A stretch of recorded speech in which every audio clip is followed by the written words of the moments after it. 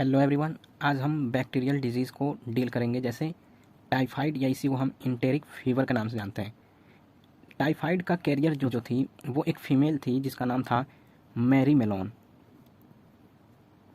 और ये Mary Malone जो थी एक प्रोफेशनल कुक्ड थी। ये दूसरों के घरों में जाके कुक्ड करती थी फूड को।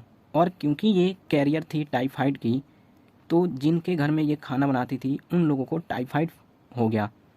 और इस टाइफाइड को कॉज करने वाले जो पैथोजन है, जो बैक्टीरिया है, वो है साल्मोनेला टाइफाई। कॉजेटिव एजेंट का मतलब होता है जो कॉज करने वाला होता है, उसको हम कहते हैं कॉजेटिव एजेंट। तो ये है salmonella typhi. Mode of transmission देखा जाए तो ये कॉन्टामिनेटेड फूड एंड वाटर से होता है। इसके साथ साथ इसकी एक टेस्टिंग की जाती है जिसका नाम है विडाल टेस्ट। विडाल टेस्ट में हम टाइफाइड को टेस्ट करते हैं कि किसी पर्सन को टाइफाइड तो नहीं हुआ।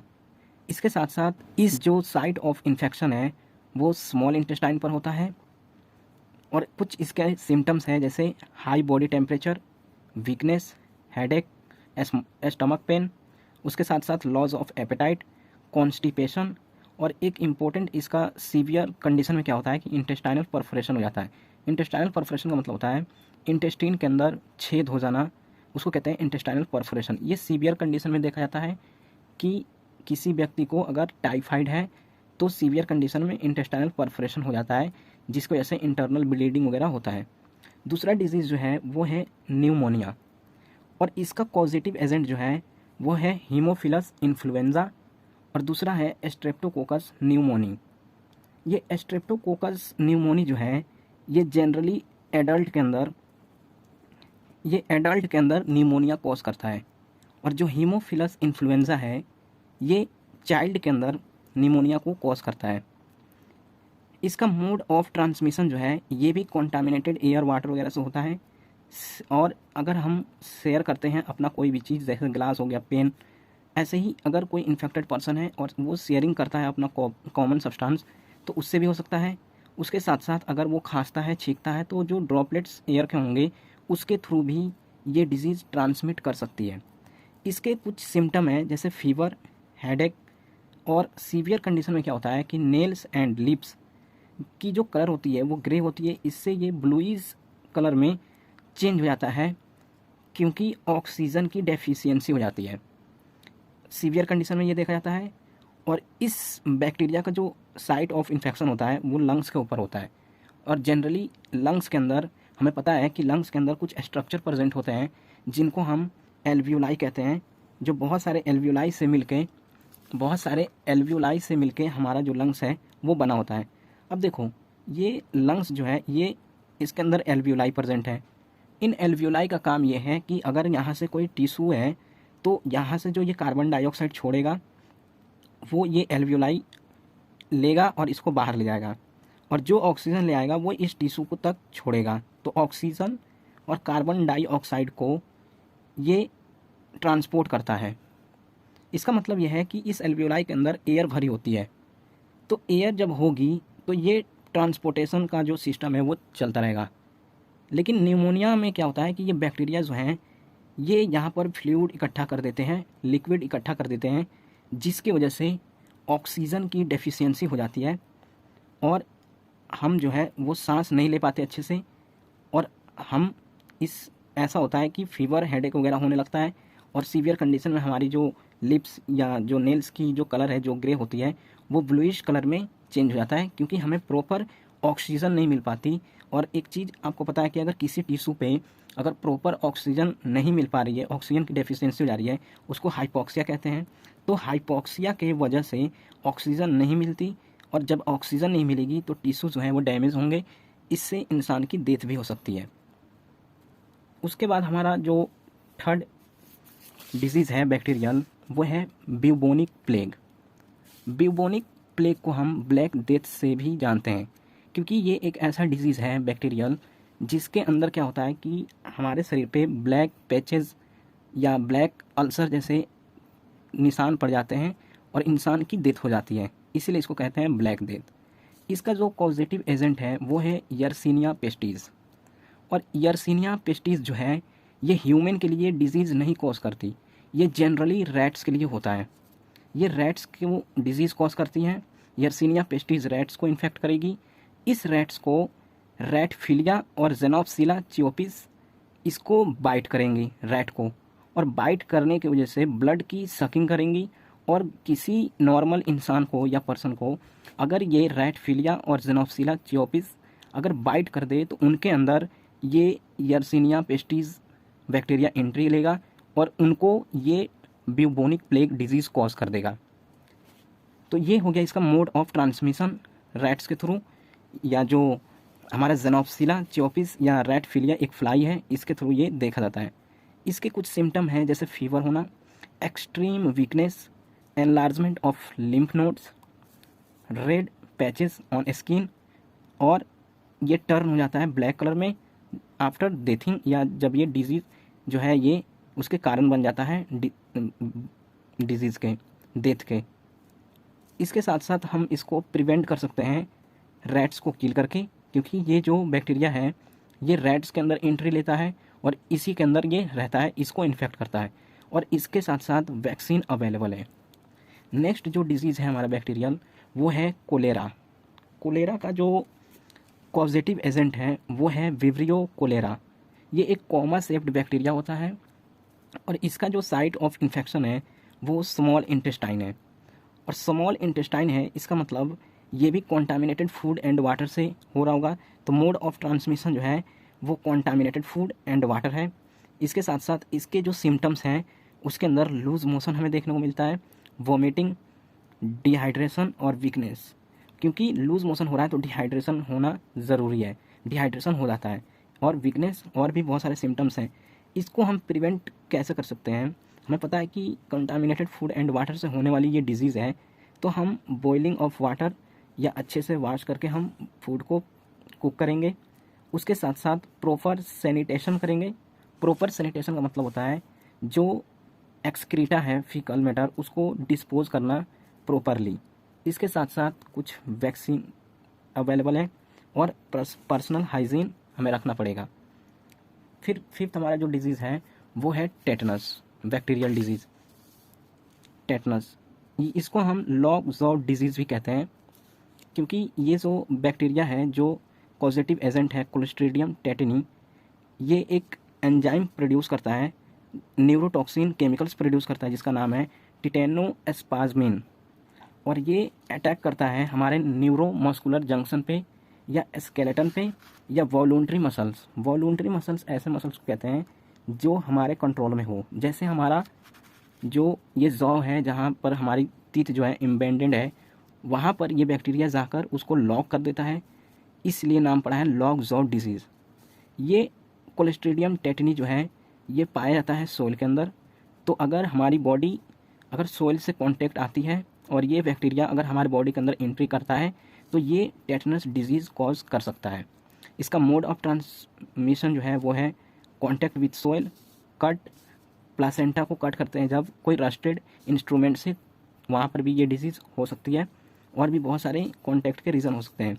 इसका सिम्टम है डिफ़िकल्टी इन च्यूइंग या स्टिफ नेक जो है वो स्टिफ हो जाता है, हम अच्छे से बोल नहीं पाते क्योंकि हमारी वॉलंटरी मसल्स पे ये जाके एक्ट करता है और उसको जाम कर देता है, बंद कर देता है।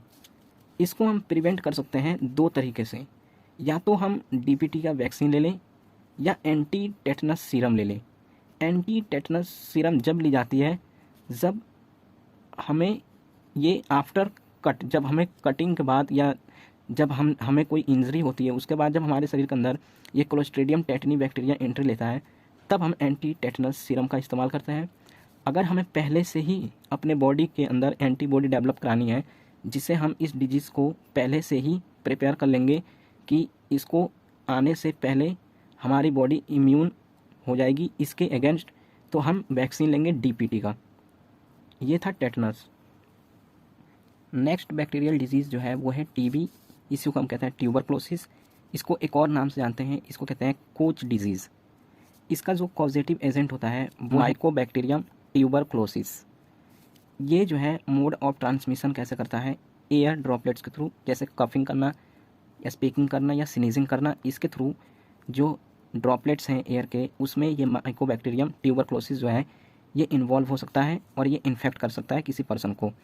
इसका जो साइट ऑफ इन्फेक्शन होता है वो है lungs, lymph node, intestine, uterus, bone. इसके कुछ सिम्टम्स हैं जैसे कफ, ब्लड इन स्प्यूटम, एनोरेक्सिया, और इसका एक बहुत इम्पोर्टेंट सिम्टम यह है कि जैसे ही शाम होता है टेम्परेचर जो है बॉडी की वो राइज़ करने लगती है, उसके साथ साथ वीकनेस होता है और भी इसके सिम्टम हो सकते हैं। इसको हम प्रिवेंट कर सकते हैं BCG का वैक्सीन लगा के या मास्क का यूज़ करके, क्योंकि हमें पता है कि ये डिजीज़ जो है वो एयर ड्रॉपलेट्स के थ्रू हो सकती है, जैसे स्पीकिंग या स्नीजिंग कफिंग करने से, तो हम मास्क का यूज़ करेंगे। इसके लिए एक टेस्ट किया जाता है, इस टेस्ट का नाम है मॉन्टॉक्स टेस्ट। मॉन्टॉक्स टेस्ट में क्या होता है कि ये हमारी जो हाथ है, हाथ के ऊपर एक इंजेक्ट करके और ऐसे निशान लगा दिया जाता है और कुछ दिनों के बाद बुलाया जाता है कि इसके ऊपर वो क्या ऑब्जर्वेशन आ रहा है। इसी टेस्ट को हम कहते हैं Mantoux test. World TB day जो है वो 24 मार्च को सेलिब्रेट किया जाता है। नेक्स्ट हमारा जो डिजीज़ है वो है परट्यूसिस बैक्टीरियल डिजीज़। यह है परट्यूसिस, या इसी को हम वूपिंग कफ भी कहते हैं। वूपिंग कफ का मतलब होता है काली खांसी।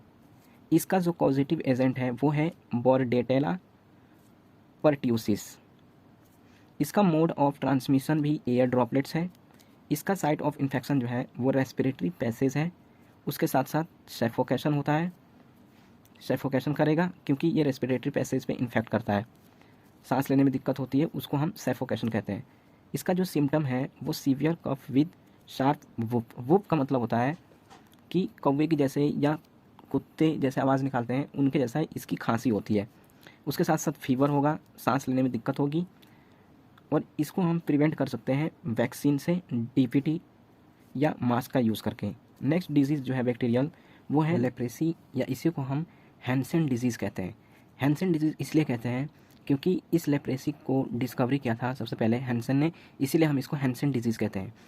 इस डिजीज़ में क्या होता है कि जिस पार्ट्स में बॉडी के ये माइकोबैक्टीरियम लेप्री, ये बैक्टीरिया अगर एंट्री करेगा तो उस पार्ट्स को ये क्या करता है कि सेंसेशन की जो पावर है उसको लॉस कर देता है। सेंसेशन की पावर जब लॉस कर देगा तो इस हिस्से में क्या हो रहा है क्या नहीं हो रहा है ये जो है ब्रेन तक कभी नहीं पहुंच पाएगी, और हमारी ब्रेन को ये समझ में नहीं आएगा कि हमारे बॉडी पार्ट्स में हो क्या रहा है, क्योंकि सेंसेशन की पावर जो है वो लॉस हो चुकी है इस माइकोबैक्टीरियम लेप्री के वजह से। तो इसका पॉजिटिव एजेंट जो है वो है माइकोबैक्टीरियम लेप्री, और इसका मोड ऑफ ट्रांसमिशन जो है ये है प्रोलॉन्ग्ड कॉन्टैक्ट। प्रोलॉन्ग्ड कॉन्टैक्ट का मतलब होता है जैसे नोज़ डिस्चार्ज होता है या माउथ, स्पीकिंग, स्किन लेशन, इन सबको हम प्रोलॉन्ग्ड कॉन्टैक्ट कहते हैं। इसके थ्रू ये मोड ऑफ ट्रांसमिशन देखी जाती है। इसका सिम्टम जो है वो है हाइपोपिगमेंटेड स्किन और लॉस ऑफ सेंसेशन। इसके साथ साथ रैशेस आ जाते हैं वहाँ पर, और इसकी एक टेस्ट की जाती है जिसको हम कहते हैं लेप्रोमिन स्किन टेस्ट, और इसको हम प्रिवेंट कर सकते हैं मल्टी ड्रग थेरेपी से। जैसे एक है डप्सोन और एक है DDS। DDS का मतलब होता है डाई अमीनो डाइफिनाइल सल्फोन। ये इससे हम प्रिवेंट कर सकते हैं। इसका जो साइट ऑफ इन्फेक्शन होगा वो होगा स्किन, म्यूकस मेम्ब्रेन या पेरिफेरल नर्व्स। जो नर्व्स होती हैं हमारी उसके ऊपर ये इन्फेक्ट करता है। इसके बाद जो हमारी नेक्स्ट डिजीज़ है बैक्टीरियल वो है डिप्थेरिया। डिप्थेरिया की जो पॉजिटिव एजेंट होता है वो है कोरिने बैक्टीरियम डिप्थेरी। ये इसकी मोड ऑफ ट्रांसमिशन जो है वो है एयर ड्रॉपलेट्स। इसके सिम्टम जो है वो है डिफ़िकल्टी इन ब्रीदिंग, सांस लेने में दिक्कत होगी, उसके साथ साथ फीवर, वीकनेस, कफ, ये सब सिम्टम्स देखने को मिलेगा। इसके लिए एक टेस्ट की जाती है, इस टेस्ट का नाम है सिक टेस्ट, और इसको हम प्रिवेंट कर सकते हैं ट्रिपल वैक्सीन या DPT वैक्सीन से। इसके साथ साथ साइट ऑफ इन्फेक्शन जो होता है वो म्यूकस मेम्ब्रेन होता है, नोज़ का, थ्रोट का या टॉन्सिल्स, और इसका जो है सफोकेशन होगा क्योंकि ये हमारी रेस्पिरेटरी सिस्टम या मेम्ब्रेन के ऊपर इन्फेक्शन कॉज करेगी। और सीवियर केस में क्या होता है कि बच्चे जो है वो डाई कर जाते हैं ड्यू टू सफोकेशन, क्योंकि वो सांस नहीं ले पाते हैं, इसकी वजह से उनकी डेथ हो जाती है सीवियर कंडीशन में डिप्थेरिया के अंदर। नेक्स्ट डिजीज़ जो है वो है एंथ्रेक्स, और एंथ्रेक्स को सबसे पहले डिस्कवर किया था रॉबर्ट कोच ने। रॉबर्ट कोच रॉबर्ट कोच ने 1876 में। और इसका जो पॉजिटिव एजेंट्स जो होता है वो है बैसिलस एंथ्रेसिस। इसका मोड ऑफ ट्रांसमिशन जो है ये स्पोर्स के थ्रू मोड ऑफ ट्रांसमिशन इसकी हो सकती है एंथ्रेक्स की, क्योंकि ये एंथ्रेक्स जो है ये जनरली कैटल वाली जो डोमेस्टिक एनिमल्स हैं उनके अंदर ये पाई जाती है, और उनके जो फीकल मैटर वगैरह है उसके थ्रू ये जो है ये किसी नॉर्मल पर्सन के अंदर जा सकता है जो पोल्ट्री फार्म में या जो कैटल वाली जितने भी एनिमल्स हैं उनको अगर वो पालता है तो उनको ये डिजीज़ हो सकती है। इसके जो सिम्टम है ये है फीवर एंड चिल्स, वोमिटिंग होना, स्टमक पेन, नॉक्सिया या blisters on skin. Blister of skin का मतलब होता है कि जैसे स्किन जल जाता है उस तरीके से इनके अंदर सिम्टम्स देखने को मिलता है। नेक्स्ट डिजीज़ जो है वो है डिसेंट्री। और इसका पॉजिटिव एजेंट जो है ये है शिगेला डिसेंट्री। इसका मोड ऑफ ट्रांसमिशन जो है वो कॉन्टामिनेटेड फूड है। इसके कुछ सिम्टम्स हैं जैसे डायरिया में क्या होता है कि लूज मोशन होता है, लेकिन डायरिया के साथ साथ इसमें ब्लड और म्यूकस जब आने लगती है ये एक सिम्टम है डिसेंट्री की। उसके साथ साथ एब्डोमेन क्रैम्प्स होंगी, पेट के अंदर ममोड़े जैसे होंगे, उसके साथ साथ डिहाइड्रेशन भी देखी जाएगी। इसको ट्रीट करने के लिए हम ORS ले सकते हैं या एंटीबायोटिक्स अवेलेबल हैं, ले सकते हैं। ये डिजीज़ है डिसेंट्री। ऐसे ही और भी बहुत सारे बैक्टीरियल डिजीज़ हैं जैसे गोनोरिया, कैनक्रोइड, सिफेलिस। ये डिजीज़ जो है ये सेक्सुअली ट्रांसमिटेड डिजीज़ है बैक्टीरियल, जिसको हम STDs के नाम से जानते हैं। ऐसे ही स्कारलेट फीवर भी है और बोटुलिज्म भी है।